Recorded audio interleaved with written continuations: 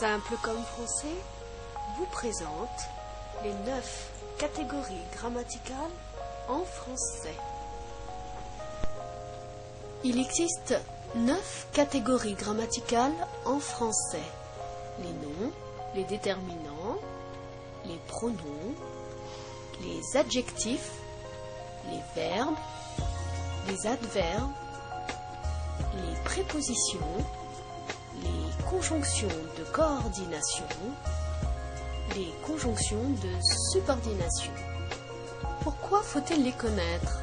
Connaître ces 9 catégories vous permettra d'appréhender au mieux les cours de grammaire dispensés à l'école, mais vous aidera aussi à bien analyser une phrase lors d'un travail littéraire, comme pour le commentaire composé, le résumé, la synthèse de documents.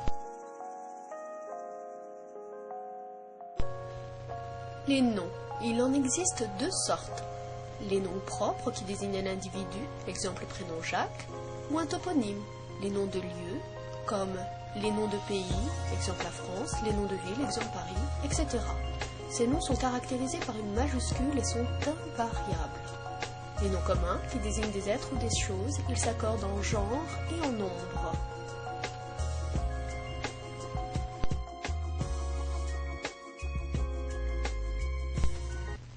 Les déterminants. Ils introduisent le nom qu'ils précèdent obligatoirement. Il en existe 8 sortes. Les articles définis, les articles indéfinis, les articles partitifs, les déterminants numéraux, les déterminants démonstratifs, les déterminants possessifs, les déterminants indéfinis et les déterminants négatifs.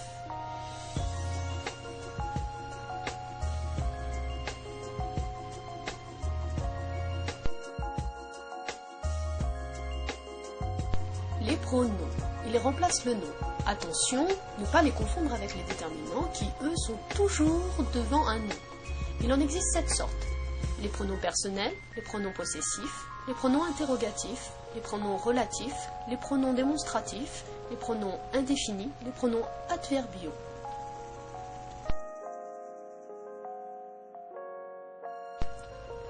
Les adjectifs. Ils expriment une qualité d'un nom. Ils s'accordent en genre et en nombre avec le nom qu'ils qualifient. Ils peuvent être adjoints directement au nom, ils sont alors épithètes. Exemple, un petit garçon, une voiture rouge. Sinon, indirectement adjoints au nom, ils sont appelés attributs. Exemple, ce garçon semble petit, la voiture est rouge.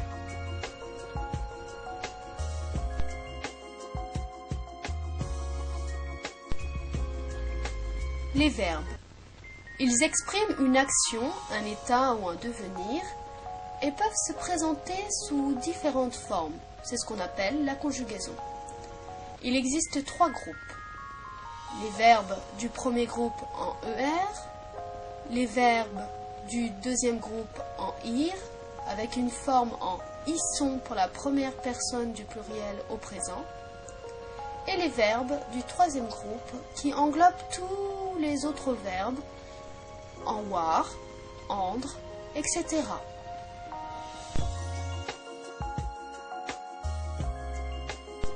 Les adverbes. Ils sont toujours invariables. Ils déterminent soit un verbe, un adjectif, un autre adverbe ou une phrase. Les adverbes en mots sont les plus faciles à repérer. Exemple, rapidement. Il existe 4 sortes d'adverbes. Les adverbes de temps, les adverbes de lieu, les adverbes de quantité ou d'intensité, les adverbes de manière.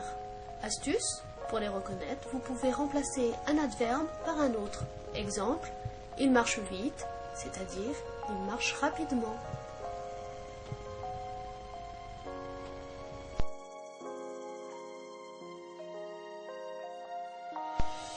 Les prépositions. Elles sont invariables. Elles établissent un rapport entre 2 mots, nom, verbe, adjectif ou adverbe. Principales prépositions: à, après, avant, avec, chez, contre, dans, de, depuis, derrière, devant, des, en, entre, envers, hors, jusque, malgré, par, parmi, pour, sans, sauf, selon, sur, vers.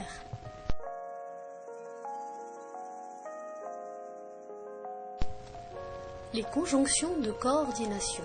Elles sont invariables. Elles servent à joindre 2 mots ou groupes de mots de même fonction. on peut les retenir facilement. Mais où est donc Cornicart?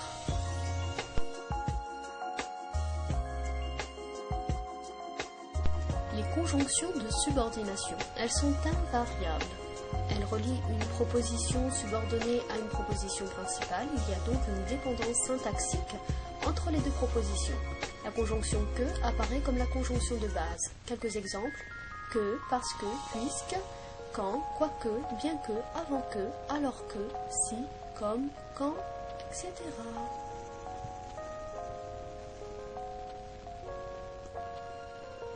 Voilà, c'est fini.